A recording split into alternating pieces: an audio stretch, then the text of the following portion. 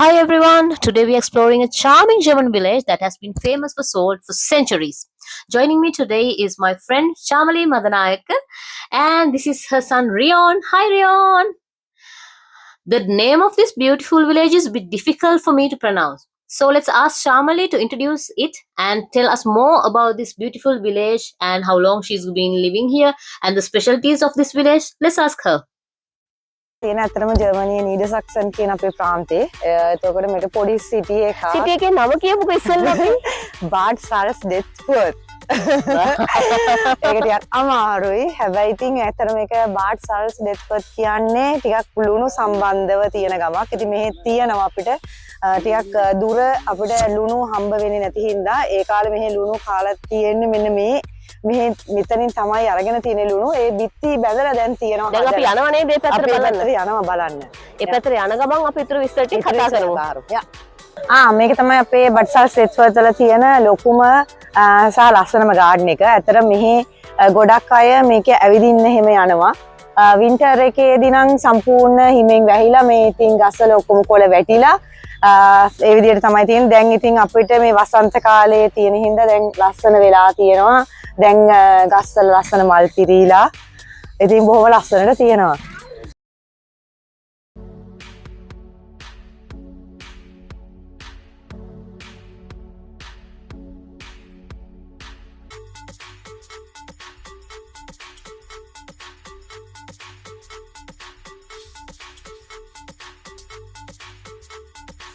අපි දැවන කෝච්චියක් යටින් ආවේ. පාර කෝච්චි පාර. මේ ආවේ දැන් අපි කෝච්චි පාර යටින්. ඔය තින්නේ කෝච්චි පාර.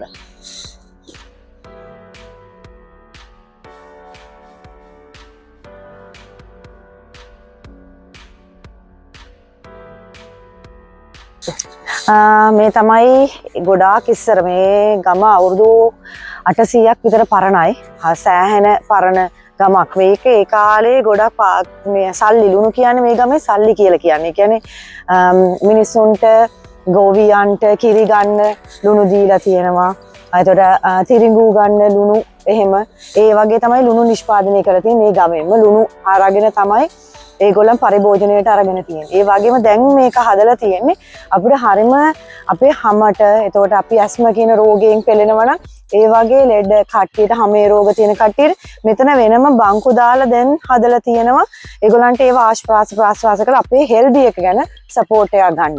ඒ වගේම මේ ගම හරිම ප්‍රසිද්ධයි. මේක කුව ඕට් එකක්. කුව ඕට් එකක් කියන්නේ අපි අපේ මොනවා හරි සෞඛ්‍ය ප්‍රොබ්ලම් තියෙනවා නම් මොනවා හරි තෙරපි එහෙම කරන්න ඕන නම් මේ තියෙනවා හොස්පිටල් දෙකක්. ඒ හොස්පිටල් දෙකේ අපිට ඇවිල්ලා නැවතිලා සති 3ක වගේ තෙරපි කරන්න පුළුවන්. සමහරක් අය හાર્ට් පේෂන්ට්ස්ලා එනවා. එතකොට ඇවිද ගන්න බැරි කට්ටිය මෙතන ඇවිල්ලා ඒගොල්ලන්ට වෙනමම තියෙනවා රිලැක්ස් වෙන්න, ඇවිදින්න. මේක හරි ලස්සනයි. මේකේ පාක් එකක්. ඒ වගේ මෙතන තියෙනවා වැඩිහිටි නිවාස දෙකක් තියෙනවා. ඒ වගේම ගොඩක් එපාර්ට්මන්ට් තියෙනවා. ඒ කට්ටියත් මේ පාක් එක නිතරම ඇවිදින එක තමයි කරන්නේ. මොකද වයසක කට්ටියටත් ඒ කියන්නේ ඕන කියන්නේ ලුණු. ගොඩක් ඒගොල්ලන්ටත් හෙල්දි තමයි. දැන් මේක දැන් හෙල්දි විදිහට කියන්නේ මෙතනින් දැන් හැබැයි ලුණු කන්නේ නැහැ. අන්න ඒකයි තියෙන්නේ. අපි ලුණු දැන් කඩෙන් ගෙනල්ලා කන්නේ. දැන් මෙහෙත් මිනිස්සු ලුණු කඩෙන් ගෙනල්ලා කන්නේ. හැබැයි මෙතන බිත්තිවල යන් අපි බලමු. මොකද දැන් මේ බිත්තිවල සද්ද ඇහෙනවා. අර ලුණු වැටෙන මේවක තියෙනවා බැඳිලක් තියෙනවා. බලන්න පුළුවන් අපිට.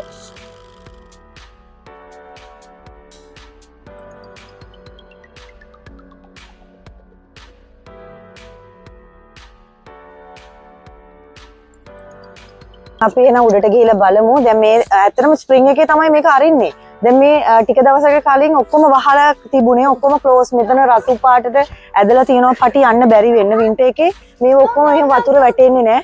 ඔක්කොම නවත්තනවා. ඒක දැන් වැටෙන්න පුළුවන් නේ. යා වැටෙන්න පුළුවන්, ලිස්සන්න පුළුවන් හින්දා දැන් ඇරලා තියෙන. දැන් අපි ගිහිල්ලා බලන්න පුළුවන්. ආවට මෙයා හිරිකඩ වගේ කියන්නේ.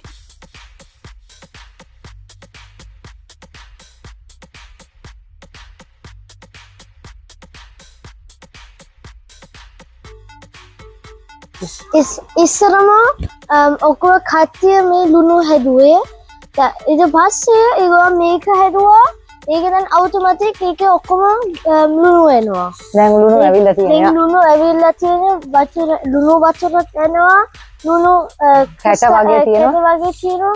දැන් ඒක දැන් යනවා. වතුර ගිහිල්ලා ඊට පස්සේ මේ ටික අපිට දැන් ඇත්තටම තියෙන්නේ ලුණු කන්න නෙමෙයි.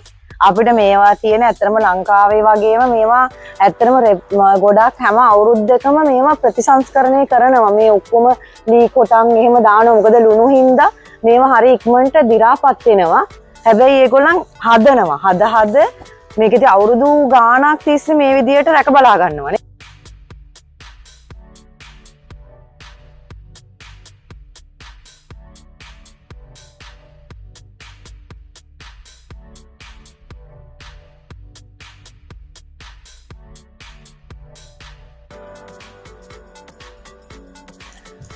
අපේ මෙතන ගම ඉඳලා කිලෝමීටර් 300ක් විතර ඈතින් තමයි අපිට ලුණු ගන්න ඒ දවස්වල තිබුණේ. අන්න ඒ හින්දා තමයි මේ ගමේ මේ විදිහට ලුණු හදලා තියෙන්නේ. අපිට ඒ කියන්නේ සෝඩියම් ක්ලෝරයිඩ් නැති නිසා තමයි මේ විදිහට ඒ කාලේ ලුණු හදලා පරිභෝජනයට අරන් තියෙන්නේ. ඉස්සරම මෙතන ලුණු ගත්තා ඊට පස්සේ බෝට්ටුවෙන් ඔක්කොම පැත්තට ගිහිල්ලා ඒගොල්ලන් දෙනවා ලුණු බෙදනවා කට්ටියට බෙදනවා. දැන් ඔක්කොලට දැන් තියෙනවනේ ලුණු ඒකේන දැන් මේක ලස්සනට හදලා තියෙනවා.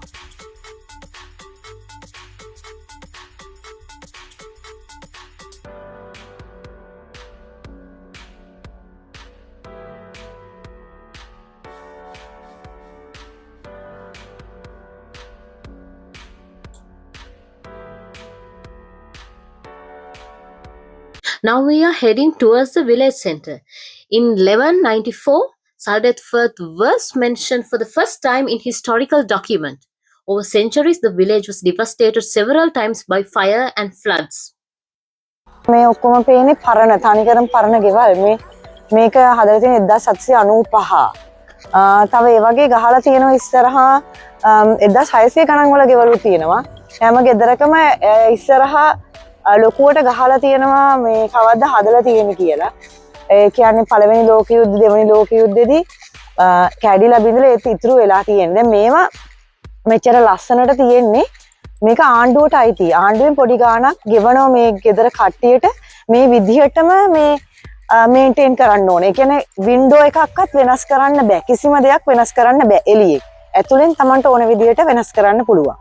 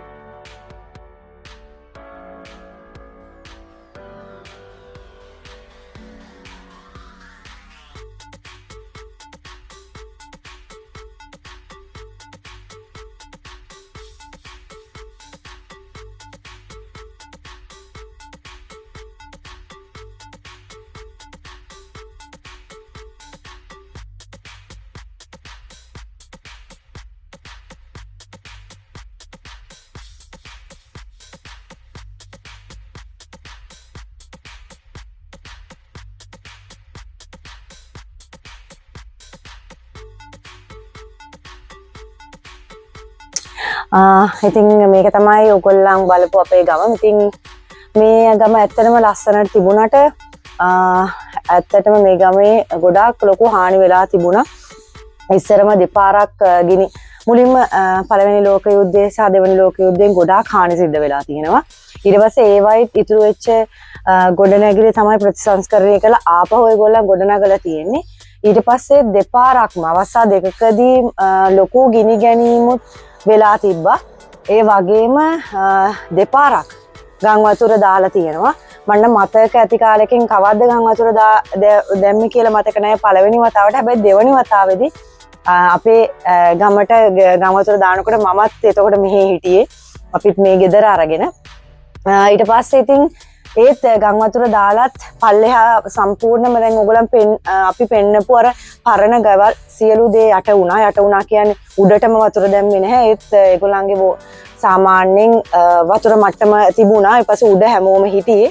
ඊට පස්සේ ආයි නැවත ගම හදාගෙන ආයි බොහොම ලස්සනට එහෙම දෙයක් නොවුන ගානට ආයි ඒක රිකවර් කරගන්නේ හරි ඉක්මනට ඒගොල්ලන්ට පුළුවන් වෙලා තියෙනවා. මොකද හරිම ලස්සනට ඊට පස්සේ ඒගොල්ලන් බොහොම ලස්සනට ආයි නැගිටිනවා. ඒ කියන්නේ මොන දේ වුණත් මොන දේ සිද්ධ වුණත් ඊට පස්සේ ආයි ඒගොල්ලන්ට ආයි පටන් ගන්න පුළුවන්. ඒකේ ප්‍රධානම දෙයක් තමයි අපි මේවා හැම දෙයක්ම ඉන්ෂුරන්ස් කරලා තියෙන්නේ. ගෙවල් වුණත් හැමදේම එතනදී ඒක අපිට දවසක ප්‍රයෝජනවත් වෙනවා. ඉන්ෂුරන්ස් කරනකොට ඒවයින් අපිටත් දෙයක් ලැබෙනවා. හදිසි අවස්ථාවක එහෙම දෙයක් වුණොත් අපේ ගෙදර පවා අපි එහෙම ඉන්ෂුරන්ස් කරලා තියෙන්නේ. And that's the end of today's chapter. Thank you for joining me in exploring this beautiful salt village in Germany. I'll be back soon with another story from the Dutch chapter. See you soon.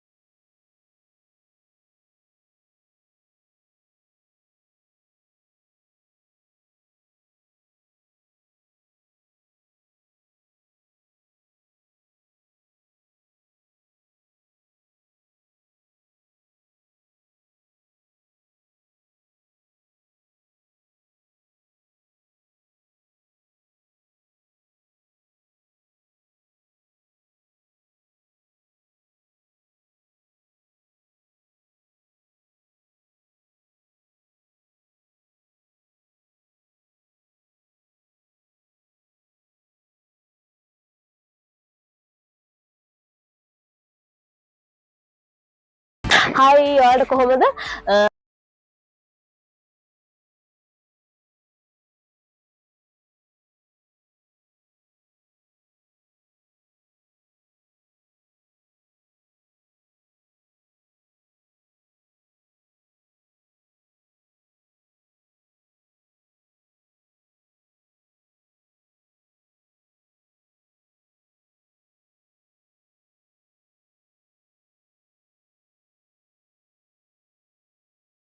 අද අපි ඇවිල්ලා ඉන්නේ ජර්මනියේ තියෙන හරිම ලස්සන නගරයකට.